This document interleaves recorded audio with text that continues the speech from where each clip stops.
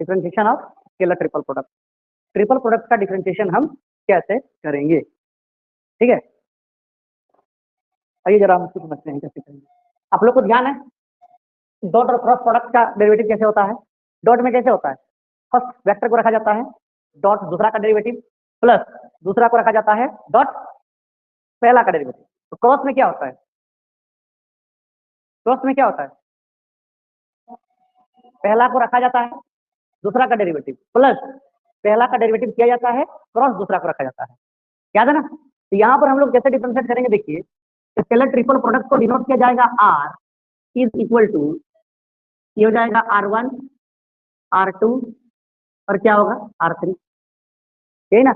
दोनों साइड अगर हम इसको डिफरेंशिएट करें, differentiating with respect to t, तो ये बन जाएगा dr/dt is equal to d/dt of R1 R2 then R3। तो dr/dt ऑफ d/dt इसको हम लोग लिख पाएंगे R1 डॉट R2 क्रॉस क्या हो जाएगा R3, होगा नहीं होगा, हाँ या ना, यही होना है।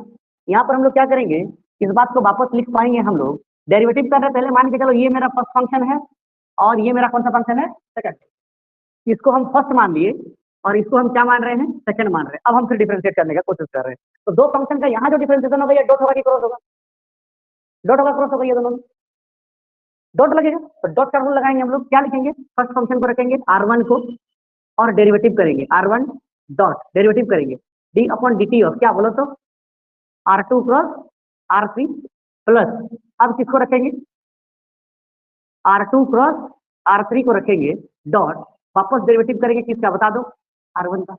देखो जरा बढ़िया से समझ में आ रहा नहीं आ रहा, समझ में आ रहा नहीं आ रहा, आ रहा समझ में। तो इसको हम लोग वापस लिख पाएंगे, इसको हम लोग वापस लिख पाएंगे R1 डॉट इसका डेरिवेटिव करेंगे, ये कौन सा है, ये क्या है क्रॉस प्रोडक्ट है, क्या है ये क्रॉस प्रोडक्ट है। कैसे किया जाएगा क्रॉस प्रोडक्ट को, क्रॉस प्रोडक्ट डेरिवेटिव कैसे होता है, पहले वाले को डेरिवेटिव करेंगे दूसरा को रखेंगे, ऐसे लिख सकते हैं हम लोग क्रॉस क्रॉस, है कि नहीं। दो तरीके से ना, जैसे यहाँ पर मान लो पहले वाला को अगर हम डेरिवेटिव कर दिए, पहले वाला का अगर हम डेरिवेटिव कर दिए तो दूसरा वाले फंक्शन को रखा जाएगा प्लस प्लस, अब क्या किया जाएगा बोलो, पहले वाले फंक्शन का डेरिवेटिव कर दिए और दूसरा वाले को रख दिए प्लस अब दूसरा वाले फंक्शन को रख दो और पहला वाला फंक्शन का डेरिवेटिव कर लो। ऐसे भी हम लोग यूज कर सकते हैं, हाँ या ना, चलो देख लो बढ़िया से, हो सकता नहीं हो सकता, अरे R3 होगा, सॉरी R3 होगा, यहाँ R3 होगा, ठीक है, प्लस ये R2 क्रॉस R3 ली और डॉट करवा दिए किससे dr1 बाई किससे dt। तो यहाँ से हम इसको वापस लिख पाएंगे R1 dot dr2 by dt cross R3 plus R1 dot R2 cross dr3 by dt plus इसको पहले लिखते हैं dr1 बाई dt, डॉट है ना रे, आगे पीछे लिख सकते हैं ना, R2 क्रॉस क्या बन गया बोलो तो R3, यानी कि इसको हम लोग बोल पाएंगे dr by dt is equal to a dot b cross c, यानी कि R1 dr2 बाई dt और ये हो जाएगा R3। ऐसे लिख पाएंगे नहीं लिख पाएंगे, यहाँ लिखते थे ना a dot b cross c, ऐसे को ऐसे लिखते हैं। तो इस तरह का पार्ट को ऐसे लिख सकते हैं हम लोग, प्लस यहाँ क्या लिखेंगे R1 R2 और dr3 बाई dt प्लस यहाँ क्या हो जाएगा बोलो तो dr1 बाई d2 R2 और ये क्या हो जाएगा R3। इसको थोड़ा सा अगर हम सजा के लिखें तो dr by dt is equal to first वाले का डेरिवेटिव वाले पार्ट को पहले लिखते हैं dr2 by dt, sorry dr1 by dt R2 और क्या हो गया R3 प्लस पहला वाला का डेरिवेटिव हुआ, अब दूसरे वाला डेरिवेटिव वाला पार्ट को R1 dr2 by dt of R3 plus अब यहाँ हो जाएगा R1 R2 dr3 by dt। समझ में आ रहा नहीं आ रहा बात, अरे समझ में आ रहा नहीं आ रहा बात, ये हो गया इसका डेरिवेटिव का फार्मूला। मतलब पहला वाला फंक्शन R2 R3, दूसरा का डेरिवेटिव पहला, दूसरा का डेरिवेटिव R3 पहला, दूसरा, तीसरा का डेरिवेटिव। समझ में आ रहा बात। अगर आप ध्यान से देखिए एक बात समझना जरा, अगर हम कुछ देरी के लिए late R1 is equal to हम मान लेते हैं x1 i x2j और इसको मान लेते हैं x3k और r2 इक्वल टू क्या मानेंगे हम लोग, मान लेते हैं x1, r1 को x1 x2 x3 के फॉर्म में हम लिख दें, या फिर x1 y1 z1 के फॉर्म में भी हम इसको लिख सकते हैं, कैसे भी लिखना है लिख सकते हो, ठीक है ना। ज्यादा अच्छा रहेगा x1 इसमें लिखना, अरे यहाँ मेरा लगा दिया sorry, x1 i y1 j और लिखते हैं इसको क्या z1 के, इसको लिखते हैं x2 i y2 j और z2 के। r3 इक्वल टू हम लिख पाएंगे x3 i y3 j और z3 के लिख पाएंगे। अगर हमसे कोई ये पूछे कि r1 r2 r3 सर कितना होगा, scalar triple product of r1 r2 r3 कितना होगा, तो लोग फट से बोलेगी कि सर ये तो डिटरमिनेंट होता है x1 y1 z1 और क्या होगा x2 y2 z2 और यहाँ क्या होगा बोलो x3 y3 z3, होगा नहीं होगा, होगा होगा ना यही। यहाँ पर अगर ध्यान दें, जब भी किसी डिटरमिनेंट को डिफरेंशिएट करना होता है तो उसके रो वाइज डिफरेंशिएट होते हैं, रो वाइज डिफरेंशिएशन होता है। जैसे देखो, जैसे मान लो इसको डिफरेंशिएट करना हम चाह रहे हैं D upon d t of r1 r2 r3, तो यहाँ हो जाएगा d upon d t of, ये हो जाएगा x1 y1 z1 x2 y2 z2 x3 y3 और क्या है z3। ये होगा क्या, देखो डिफरेंशिएशन जब भी करना रहता है जैसे डिटरमिनेंट है ना, तो ऐसा करते हैं पहले फर्स्ट वाले को डिफरेंशिएट किया जाता है, फर्स्ट रो या फर्स्ट कॉलम को, और बाकी सारे को एज ए कांस्टेंट ट्रीट किया जाता है। जैसे पहला वाला का डिफरेंशिएशन करो dx1 by dt plus dy1 by dt sorry, और यहाँ क्या होगा dz1 by dt, first row का हो गया। अब second row as well as रहेगा, एज वेल एज रहेगा x3 y3 और क्या होगा z3 प्लस, अब क्या करेंगे फर्स्ट वाला एज वेल एज रहेगा x1 y1 z1, यहाँ लिखेंगे dx2 by dt dy2 by dt और dz2 बाई dt और यहाँ बन जाएगा x3 y3 z3 प्लस, अब क्या करेंगे x1 y1 z1, यहाँ होगा x2 y2 z2 और यहाँ बन जाएगा dx3 by dt dy3 by dt और dz3 बाई dt। ये किसका हो गया ना, d upon dt of what r1 r2 और r3। अगर कंपोनेंट के फॉर्म में रहा तो ऐसा डेरिवेटिव हम कर सकते हैं, डायरेक्ट निकाल सकते हैं डेरिवेटिव यानी कि ऐसा क्वेश्चन में, ठीक है ना। और अगर ये इस फॉर्म में रहा तो आप ऐसे डेरिवेटिव भी कर सकते हो। इसका यही ना मतलब हुआ, इसका मतलब क्या हुआ, ये वाला यानी कि पहला वेक्टर का डेरिवेटिव, पहला वेक्टर का डेरिवेटिव दूसरा जैसा है वैसे ही रहा, फिर पहला जैसा है वैसे ही रहा, फिर दूसरा का डेरिवेटिव, इसका मतलब भी यही होता है, ठीक है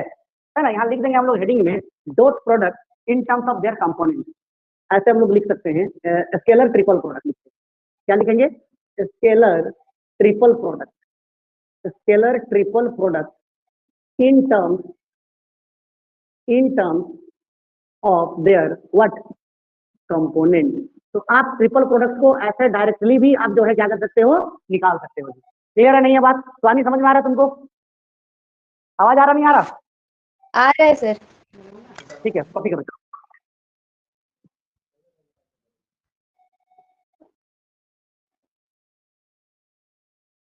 आगे बढ़ते हैं। एक r इक्वल टू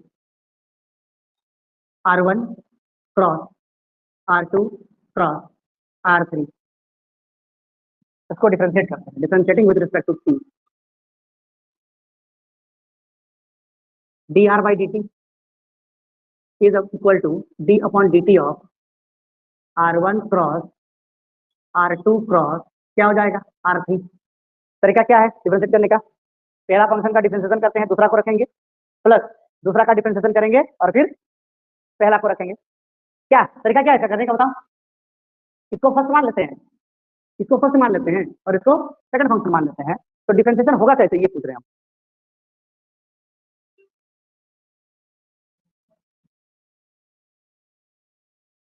पहला वाला को रखो, फर्स्ट फंक्शन को रखो और डिफरेंशिएशन करो किसका, दूसरे वाले फंक्शन का, प्लस पहला वाले फंक्शन का डेरिवेटिव कर लो और फिर डिफरेंशिएशन करो किसका, दूसरे वाले को रखना है ना, दूसरे वाले को रख देंगे r2 क्रॉस r3। देखो तो जरा यहाँ से आ रहा क्या समझ में, पहले वाला फंक्शन को रखे, दूसरे वाले का डेरिवेटिव किए, प्लस पहले वाले का डेरिवेटिव कर दिए और दूसरे वाले फंक्शन को हम रख दिए, यही होता है ना। अरे हाँ कि ना, इसको वापस हम लोग लिख पाएंगे r1 क्रॉस, इसको करते हैं डिफरेंशिएशन, वापस वही कहानी, क्या करेंगे बोलो, पहला वाला फंक्शन को रख देंगे और डेरिवेटिव करेंगे किसका, दूसरे वाले फंक्शन का, प्लस पहले वाले फंक्शन का डेरिवेटिव कर लेंगे और दूसरे वाले फंक्शन को हम रख plus d r one by D t cross r two cross क्या हो जाएगा ये आर थ्री, इसको मल्टीप्लाई करते हैं r one cross r two cross d r three by D t plus ये हो जाएगा d sorry r one cross d r two by D t cross r three plus d r one by D t cross r two cross क्या हो जाएगा are three. देखो जरा कोई दिक्कत है क्या? राइट, ये डी आर बाई क्या हो गया डी टी, इसका भी इस तरह से जो डिफरेंशिएट कर सकता है। ऐसे हम कोई फार्मूला तो निकाल नहीं सकते हैं क्योंकि क्रॉस प्रोडक्ट तो डिटरमिनेंट में निकलेगा नहीं, जैसे डॉट में डिटरमिनेंट हो रहा था क्रॉस में तो ऐसा कर नहीं सकते ना हम, इसीलिए इसका यही फार्मूला होगा, है ना। चलिए इसको कॉपी करिए फटाफट।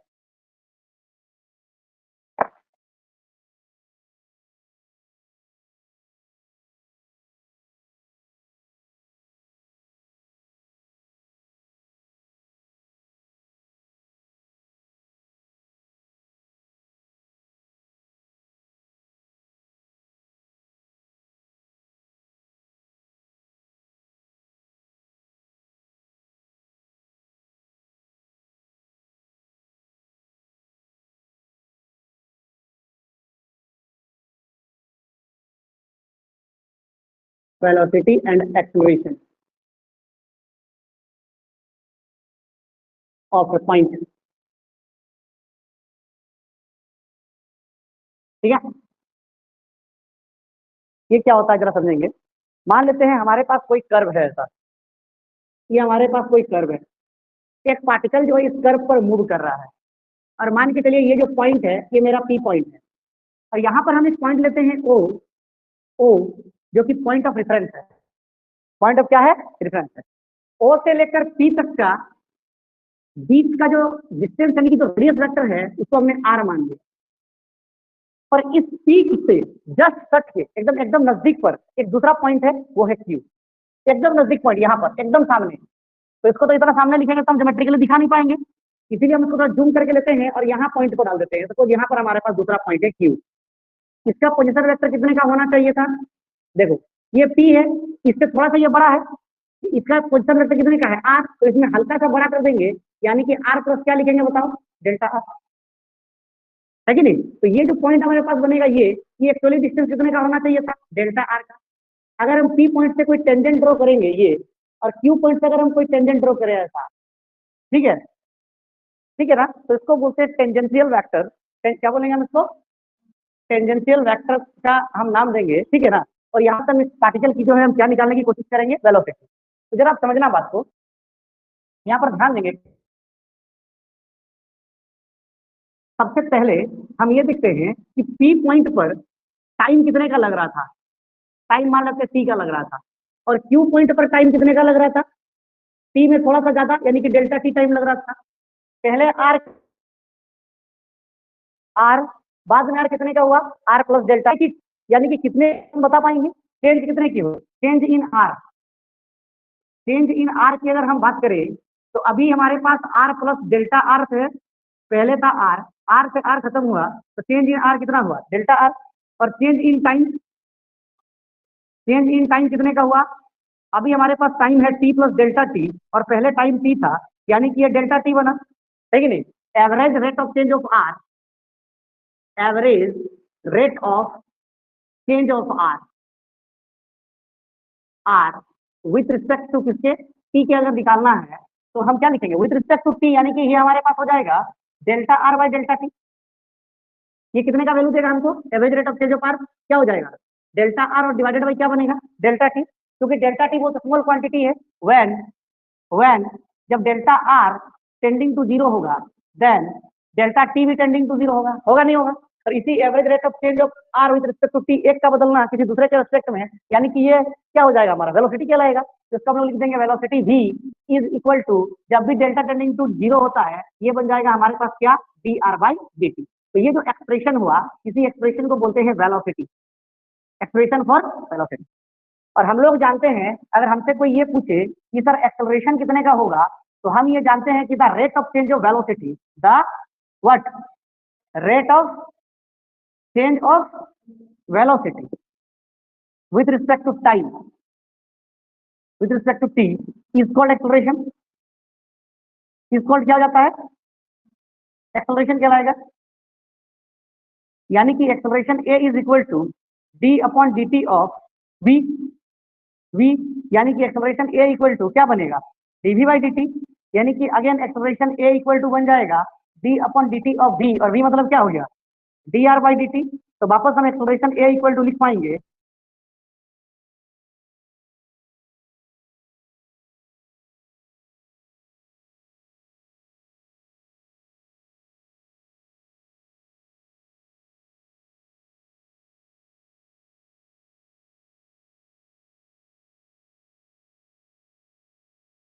फिगर बना लो पहले। क्या हुआ स्वामी, नेटवर्क इशू है? हाँ सर। अभी दिख रहा नहीं दिख रहा? दिख रहा है सर। बहुत बारिश हो रहा है इधर ना। फिगर उतार लो, जैसे लिखते हैं सारा उतार लो। हाँ, कॉपी कर लो सारा।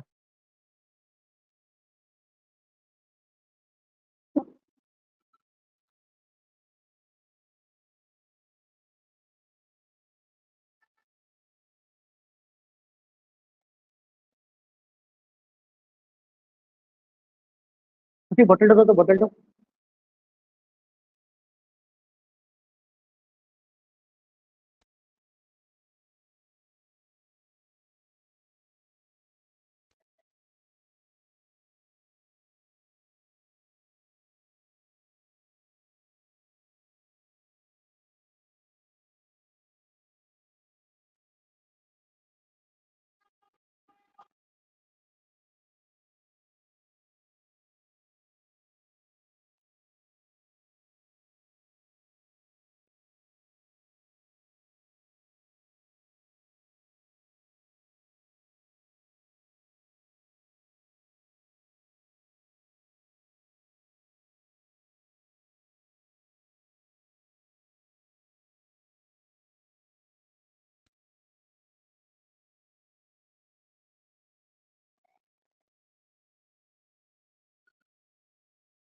हुआ?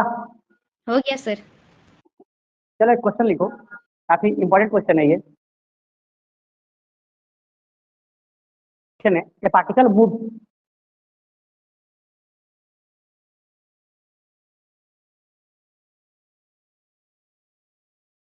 a particle moves along the curve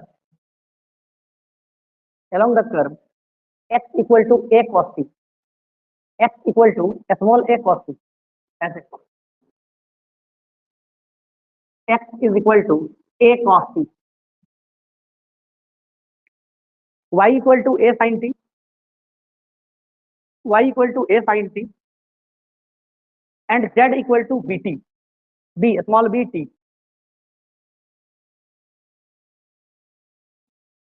Find the velocity and acceleration. Find the velocity and acceleration at t equal to 0, at t equal to 0 and t equal to pi by 2. क्या क्या निकालना है हम लोग को? एक तो वेलोसिटी निकालना है और एक क्या निकालना है? एक्सेलरेशन निकालना है। तो वेलोसिटी निकालने के लिए क्या करते हैं हम लोग? D R by D T निकालते हैं। और एक्सेलरेशन के लिए क्या करते हैं बताओ? D square r by D T square. सबसे बड़ा बात हमको आर चाहिए। हमको दिया क्या गया है पहले ये देखते हैं, क्या क्या गिवन है। गिवन है, गिवन है, क्या गिवन है? X is equal to A cross T और Y is equal to A sine T और z is equal to B T.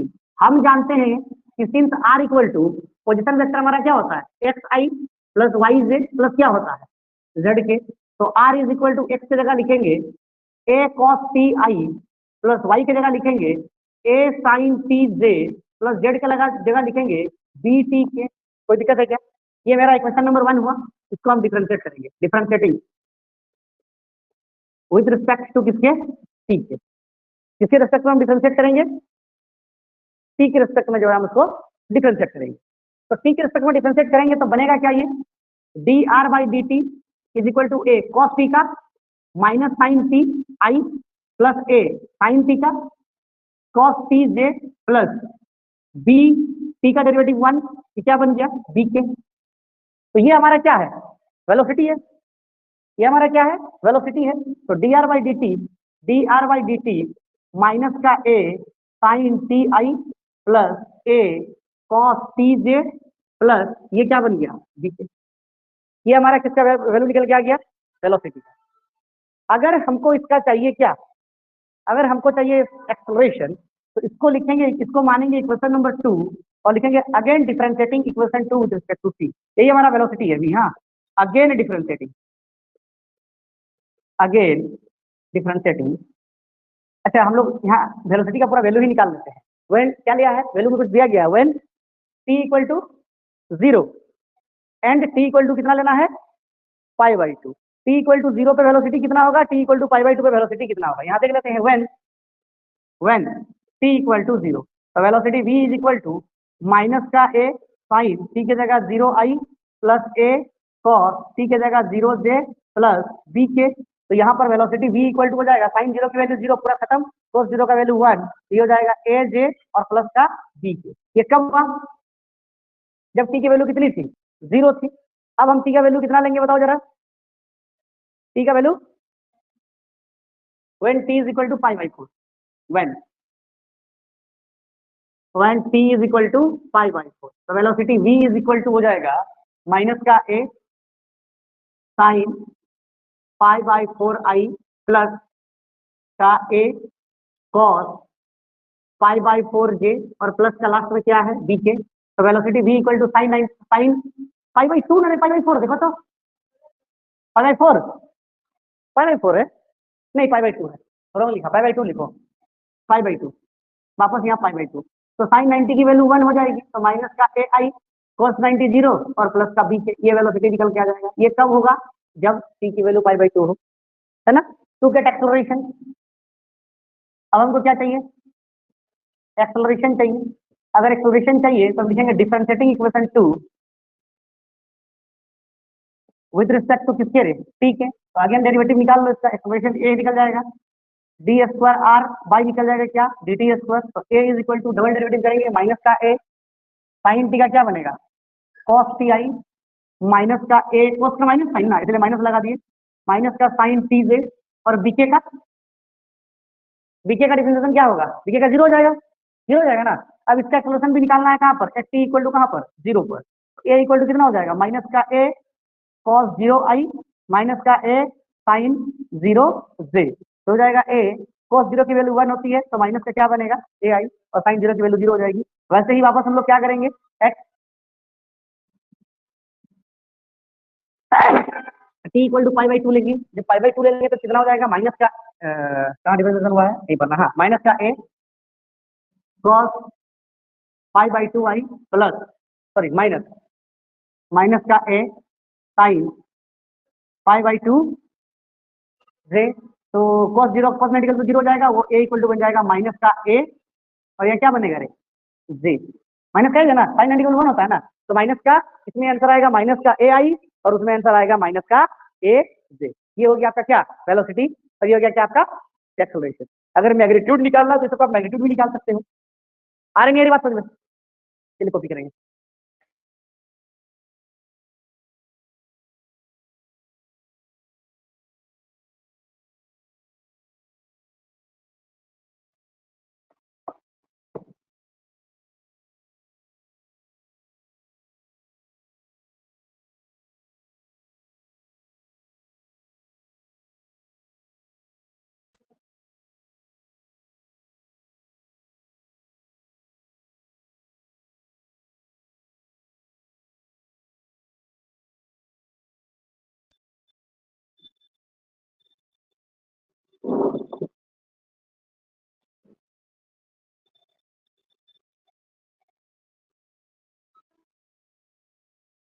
तो पंखा बंद हो गया तुमको।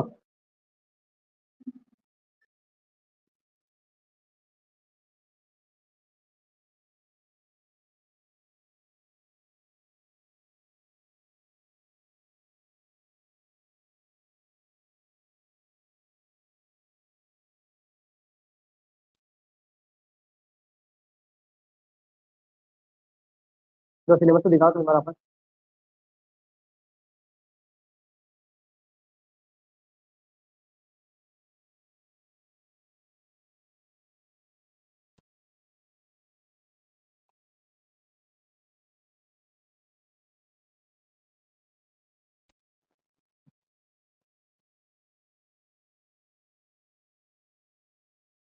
ज्योमेट्रिकल मीनिंग का मतलब यही होता है, वेलोसिटी जो निकल रहा है।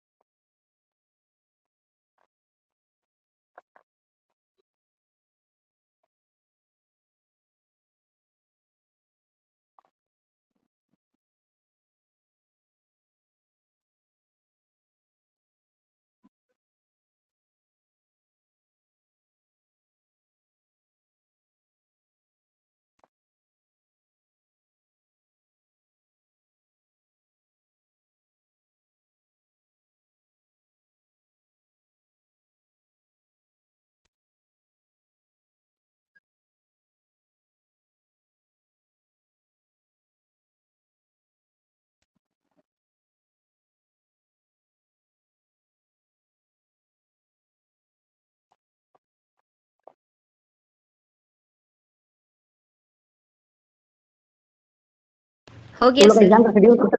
ठीक ठीक ठीक है, तुम लोग का एग्जाम का शेड्यूल कब तक दिया है? हम भेजेंगे बोले नहीं भेजे?